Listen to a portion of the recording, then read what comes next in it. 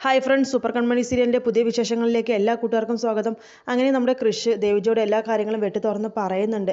ദേവിജിയോട് പറയുന്നുണ്ട്, എൻ്റെ അച്ഛൻ്റെ സ്ഥാനത്ത് നിന്ന് ദേവിജിയുടെ മറുപടിയാണ് എനിക്കിനി പ്രധാനം. ഞാൻ മാനസയെ കല്യാണം കഴിക്കുന്നതിന് ദേവിജിക്ക് എന്താണ് അഭിപ്രായം എന്ന് ചോദിക്കുന്നുണ്ട്. നിനക്ക് എന്താ അഭിപ്രായം, നിൻ്റെ മനസ്സിൽ എന്താണെന്ന് ചോദിക്കുന്നുണ്ട്. എനിക്ക് അവളെ തീരെ താല്പര്യമില്ല, എനിക്ക് അവളെ വിവാഹം കഴിക്കാൻ താല്പര്യമില്ല. അവളൊരു ചതിക്കുന്നവളാണ്.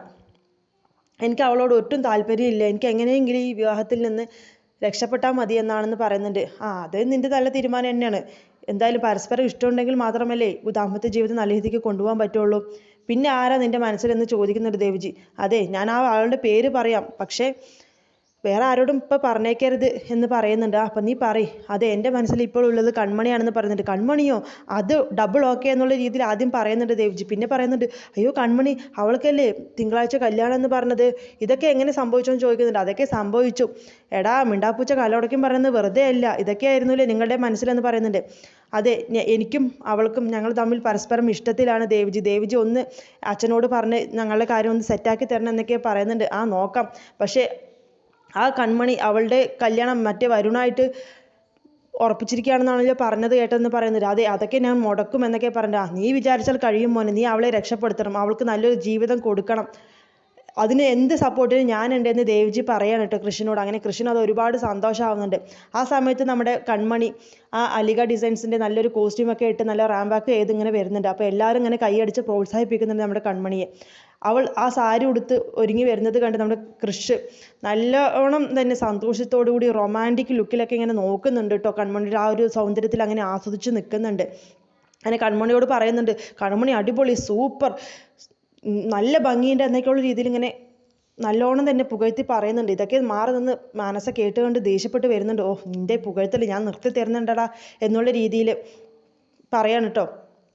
അങ്ങനെ നമ്മുടെ കൃഷി അവിടെ നിന്ന് മാറുന്നുണ്ട്. മനസ്സ് നോക്കുന്നതുകൊണ്ട് അങ്ങോട്ട് മാറി നിൽക്കുന്നുണ്ട്. അങ്ങനെ കൃഷിനോട് മനസ്സ് ചെന്ന് പറയുന്നുണ്ട്, എടാ നീ ഇന്നലെ എന്നോട് സോറി പറഞ്ഞു, ഞാൻ അതിനൊരു മറുപടിയും പറഞ്ഞില്ല, നീ അത് പറഞ്ഞപ്പോൾ എനിക്ക് ഒരുപാട് സന്തോഷമായി എന്ന് പറഞ്ഞ് നമ്മുടെ കൃഷിനെ കെട്ടിപ്പിടിക്കുന്നുണ്ട്.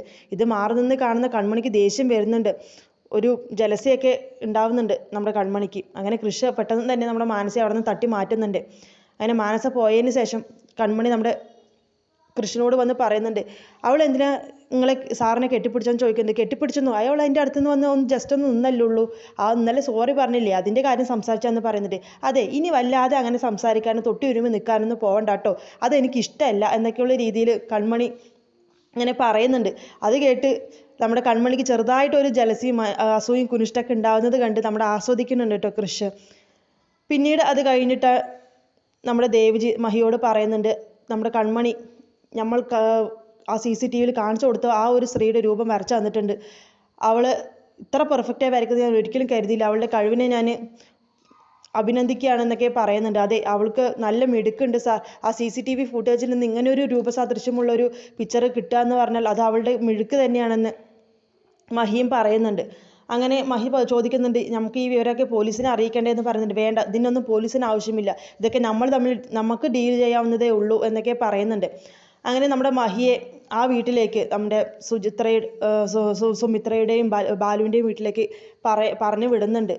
നീ അവിടെ പോയിട്ട് കാര്യങ്ങളൊക്കെ അന്വേഷിക്കുക, അവിടെ ആരൊക്കെ ഉള്ളത്, അവിടെ ആരൊക്കെ താമസിക്കുന്നത്, ആരൊക്കെ വരുന്നുണ്ട് പോകുന്നുണ്ട് എന്നൊക്കെ നീ വിശദീകരിച്ച് അന്വേഷിക്കണം എന്നൊക്കെ പറയാണ് കേട്ടോ മഹിയോട്.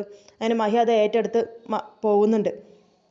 അതിനെ പിന്നീട് കാണിക്കുന്നത് ബാലുവിനെയും സുമിത്രയെയും അതുപോലെ തന്നെ ലാലിയെയും ക്ലീറ്റസിനെയും ഒക്കെ കാണിക്കുന്നുണ്ട്. അങ്ങനെ ബാലുവും സുമിത്രയും പറയുന്നുണ്ട്, നിന്നോടല്ലടി ഒളിവിന് പോകാൻ പറഞ്ഞു, നീ എന്താ പോവാത്തത്, നീ കാരണം ഞങ്ങൾ ഇവിടെ പ്രശ്നത്തിലാവുമെന്നാണ് തോന്നുന്നത് എന്നൊക്കെ ലാലിയോട് പറയുന്നുണ്ട്. ഞാൻ പോവില്ല എന്ന് പറഞ്ഞില്ലേ, എനിക്ക് അതിൻ്റെ ആവശ്യമില്ല എന്നൊക്കെ ലാലി തീർത്തും പറയുന്നുണ്ട്. ആ സമയത്ത് സുമിത്ര പറയുന്നുണ്ട്, എടി നീ പോയില്ലെങ്കിൽ നിന്നെ കൊല്ലാൻ എനിക്കറിയാം, നിന്നെ ഇവിടെ നിന്ന് കെട്ടിക്കാൻ എനിക്കറിയാം എന്നൊക്കെയുള്ള ഇതിൽ പറയുന്നുണ്ട്. എന്നെ കൊല്ലുമെന്നോ ഭീഷണിപ്പെടുത്തണമെന്നൊക്കെ ചോദിക്കുന്നുണ്ട്. നിന്നെ കൊല്ലാമെന്നുണ്ടെങ്കിൽ എനിക്ക് എന്നോ ആവായിരുന്നു, 30 കൊല്ലം മുമ്പ് തന്നെ, കാരണം ഈ രഹസ്യങ്ങൾ അറിയുന്ന ഒരേ ഒരാൾ നീ മാത്രമാണ്. പക്ഷെ അതിന് നിൽക്കാതെ ഞാൻ നിന്നെ എൻ്റെ കൂടപ്പിറപ്പായിട്ടും ഒരു സഹോദരിയായിട്ടും കാണുന്നത് കൊണ്ടാണ്. ഇനി ഇവിടെ നിന്ന് അങ്ങോട്ടും അങ്ങനെ തന്നെയായിരിക്കും. പക്ഷെ നീ ഞങ്ങളോട് ഒന്നുകൂടെ സഹകരിക്കണം. നീ ഇങ്ങനെ പുറത്ത് അങ്ങോട്ടും ഇങ്ങോട്ടും നടന്ന് ആളുകളുടെ ഇടയിൽപ്പെട്ട, ഒന്നാമത് നീ ആ സാഗറിൻ്റെ വീട്ടിൽ പോയതുകൊണ്ട് തന്നെ എനിക്ക് നല്ലോണം പേടിയുണ്ട്. കാരണം നിന്നെ തിരിച്ചറിഞ്ഞു എന്ന് പറഞ്ഞാൽ ആ CCTVയിൽ എവിടെയെങ്കിലും നിൻ്റെ മുഖം പതിഞ്ഞിട്ടുണ്ടെങ്കിൽ അവർ അത് കണ്ടുപിടിച്ചിട്ടായിരിക്കും അന്വേഷണത്തിലേക്ക് എത്തുക. അതുകൊണ്ട് എനിക്ക് നല്ലോണം തന്നെ പേടിയുണ്ട്. ഞങ്ങളുടെ എല്ലാ കണക്കുകൂട്ടലുകളും പിന്നെ തെറ്റും. അതുകൊണ്ട് നീ ദയവ് ചെയ്ത് നീ മാറി താമസിച്ചോ, നീ നിൻ്റെ മോനും എങ്ങോട്ടാണെന്ന് വെച്ചാൽ പൊയ്ക്കോ എന്നൊക്കെ പറയുന്നുണ്ട്. അങ്ങനെ ആ സമയത്ത് തന്നെ കോളിംഗ് ബെല്ല് അടിക്കുന്നുണ്ട്. അങ്ങനെ ക്ലീറ്റസ് പോയി നോക്കുന്നുണ്ട്. ആ സമയത്ത് നമ്മുടെ മഹി അവിടെ എത്തിയിരിക്കുകയാണ്.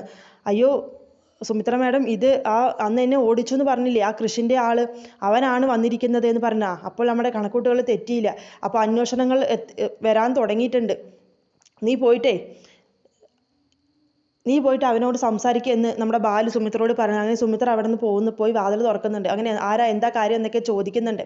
അങ്ങനെ മഹിയാണെന്നുണ്ടെങ്കിൽ ഒരു കോർപ്പറേഷനിൽ നിന്ന് ഒരു സെൻസസ് എടുക്കാൻ വന്നതാണ് എന്നുള്ള രീതിയിൽ ഒരു കാര്യം പറഞ്ഞിട്ടാണ് അവിടെ നിൽക്കുന്നത്. ഇവിടെ എത്ര അംഗങ്ങളുണ്ടെന്നൊക്കെ ചോദിക്കുന്നുണ്ട്. ഇവിടെ ഞാനും എൻ്റെ ഭർത്താവും പിന്നെ എൻ്റെ മോളും മാത്രമേ ഉള്ളൂ എന്നൊക്കെ ഇത് പറയുന്നുണ്ട്.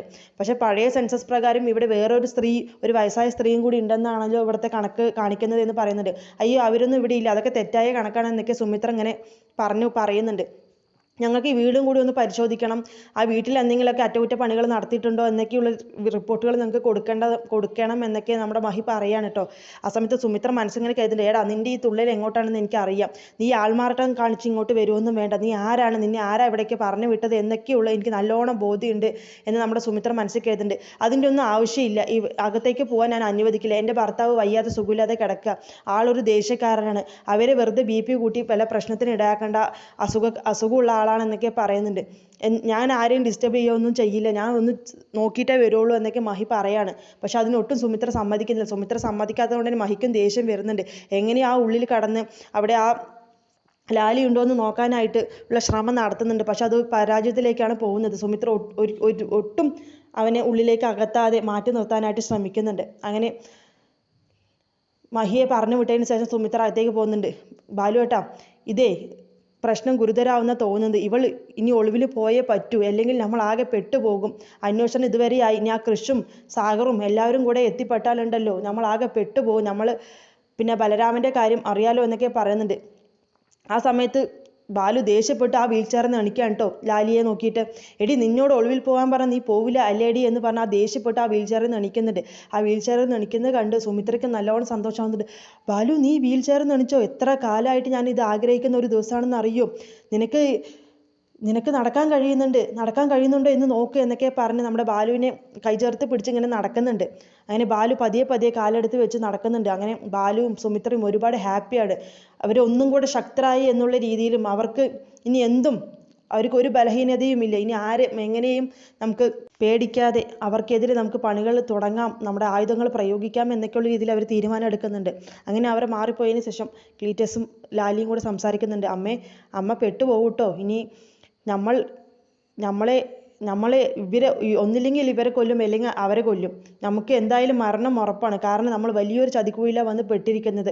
അതുകൊണ്ട് അമ്മ ഇപ്പോൾ തൽക്കാലം ഒന്ന് രക്ഷപ്പെടാൻ നമ്മൾ ഇവിടെ നിന്ന് മാറി നിൽക്കുന്നത് നല്ലത്, അമ്മ അതൊന്നും അനുസരിക്കുക എന്ന് പറയുന്നുണ്ട്. അങ്ങനെ ഒളിവിൽ പോണോ വേണ്ടേ എന്നുള്ള രീതിയിൽ ആശങ്കപ്പെട്ട് നിൽക്കുകയാണ് ലാലി.